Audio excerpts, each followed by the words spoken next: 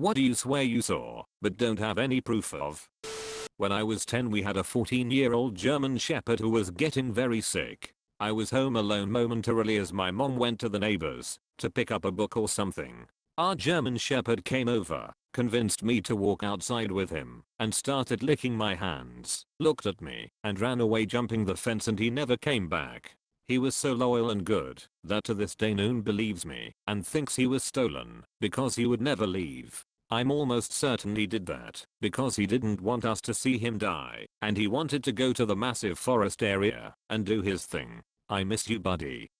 In 1994, on a farm in the southern Midwest US, 5-year-old me had this huge yellow lab, sweetest dog in the world, who one day suddenly lost her shit barking and ran outside. Being 5, I followed her and watched her run out into the cow pasture where the cows were suspiciously nowhere in sight and went toe to toe with a fucking grey wolf. That area at that time was definitely not wolf country. Coyote sure, but there is no way it was a coyote. Thing towered over my lab, and I'd seen plenty enough coyotes before to know that this thing was not that. My lab barked her damn head off right in his face, and after about a minute he tilted his head and then just turned around and disappeared into the woods. Found all the cows at the opposite end of the pasture circled around the 2 calves we had. They were never that terrified of coyotes, and they had no fear of domestic dogs. My lab literally climbed over them when they laid down and would tug on their tails. Cows gave no fucks.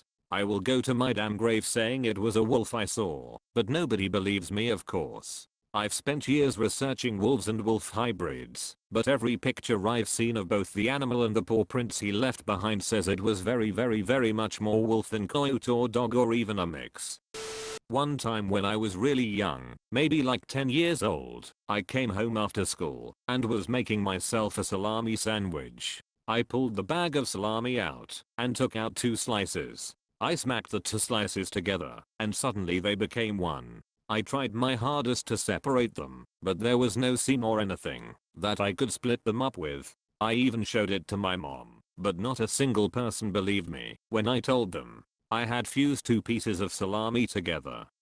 When I was about 10 they started putting missing children on milk cartons. Every morning for a while I was looking at this boy's face on the side of the milk while I would eat my cereal. Then one day a car went down my street while I was playing outside and there was a boy in the back seat with his face up close to the window looking out. I'm 99% sure it was the boy from the milk carton. I told my parents, but they didn't believe me. Something similar happened to me. I was 5 to 6 and was playing outside with other kids. All of a sudden, those 2 cars stop by a sidewalk. They grab a girl on a tricycle and speed off. Only her bike was left. We ran to my mom to tell her someone got kidnapped. She was cooking, somewhat listened, nodded her head, smiled. Oh, really? And that was it. I think about it often. No, never heard anything afterwards. That's why I've been wondering whether this was real or just my imagination. On the other hand, other kids were with me and all saw it.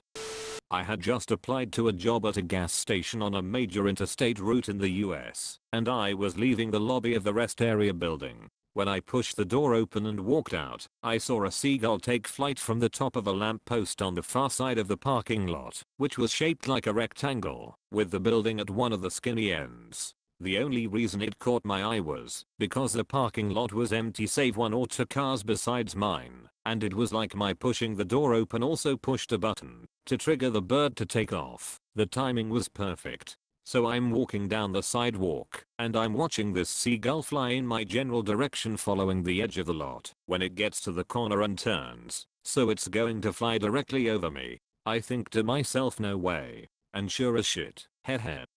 I see the seagull drop one in midair just before it gets to me. It's flying a good 20-ish feet in the air, so I simply sidestep and watch as this giant blob of bird shit liquid splats down on the ground, perfectly where I was. So the seagull saw me walk out the door and instantly decided it was going to try shit on me.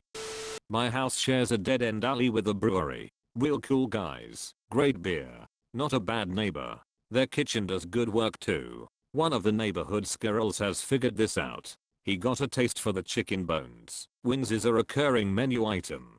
So I'll see him go into the garbage, fetch a chicken wing, then go over to the grease dumpster, which is the most foul thing in human existence, and that little fucker will dunk that chicken bone in the grease and start tucking into it like it's his favorite thing. I've seen him do it a few times. Nobody believes me. Womp womp. Oh yeah, that squirrel is roided out too. He looks like one of those buff kangaroo photos. Has huge nuts. Sometimes will perch on my garage roof to take a leak. I think he's organizing a gang in the alley. As a child I touched some weird pest plant in our garden. I think it stung me. Then I saw everything in inverted colors for short time. And then back to normal. I was in such a shock, I couldn't explain it to my mom. I just went to her crying. You probably touched a brugmansia. They are loaded with scopolamine and can cause you to see things that are not there. Inverse colors are a common hallucination from them. Brugmansia are a very common garden flower, despite their effects, because only small children will be affected by contact alone. Did you have big orange flowers that hang downwards in your garden? I saw a bunch of crows, around 20 plus, gather around in a circle. I was like WTF, and took a closer look to see 3 other crows in the middle of the circle, all on their backs. And some crows from the circle would hop in and try to peck at the 3 crows while they cawed and tried to defend themselves with their feet. I know crows are smart and all, but didn't expect this level of social behavior. It went on for a while before a kid ran in and scattered them all. I'm in line at a cafeteria. The guy in front of me is holding a pudding cup. Someone walking by stumbles and falls into pudding cup guy, knocking his pudding cup out of his hand. While everyone is looking at stumbling guy, the pudding cup goes a good 2 feet straight up in the air. Pudding cup guy is totally focused and at the last second turns and catches the pudding cup behind his back. He looks at me, smiles, and that was that. No one else saw it. Spider-Man? I was at the airport and saw a businessman with a carry-on wheelie bag get off the escalator. He turned the corner, broke into a sprint carrying the bag by its small strap handle on top. He swung the bag forward and let go of the strap handle. While it was in midair he grabbed the currently unextended extending handle, pressed the button, and on the backswing extended the handle and landed it on its wheels and continued sprinting, all without breaking stride. I was having a secret smoke one night, and when I was finished I went to put the ashtray in my hiding place on the top of a high cupboard in my kitchen. Instead of getting the footstool I was on my tiptoes and stretching up to put the ashtray up there when I lost my balance and the ashtray slipped out of my fingers and fell down to the floor. I ducked out of the way so I didn't get covered in ash or get hit by the heavy glass ashtray, and I heard it hit the ground behind me loudly and then clatter as it rolled. I sighed as I knew I'd have to clean up ash from the floor and was annoyed at myself for being clumsy. But then when I turned around to where I had heard it land, there was nothing there. I honestly spent about 30 minutes looking all over that kitchen for the ashtray or even a trace of ash on the floor, but there was nothing.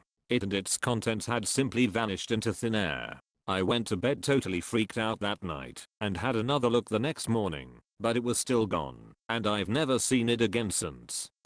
When I was about 12, I was riding in the backseat of the family car. I looked over, and the car next to me had 3 people sitting in the front. This was in the 1980s, and it was a man, woman, and man, in that order. At the stoplight, the woman leaned down, and the 2 men leaned in, and started making out. This was the first time I had seen anything like this. I was so dumbfounded, I couldn't even tell my family. Woman was probably polishing shafts down there. When I was about 6, my entire family was helping to build my grandparents a new house. I was helping my dad move some really long 2x4s from the lumber pile when a mouse ran out from under the board I had moved, out in the middle of the woods. Mice were no big deal to any of us. I did a double take though, because the mouse was freaking blue. I don't mean the sun reflected off its fur and it had a blue sheen to it, I mean a brilliant, royal blue. He was running fast, but I got my dad to notice it too, and he agreed that the mouse really was royal freaking blue. We've told multiple people, my mom included, and no one believes us. But we know what we saw. You should have caught him. They evolve into Radicate when they level up. And it was a shiny too. What a missed opportunity.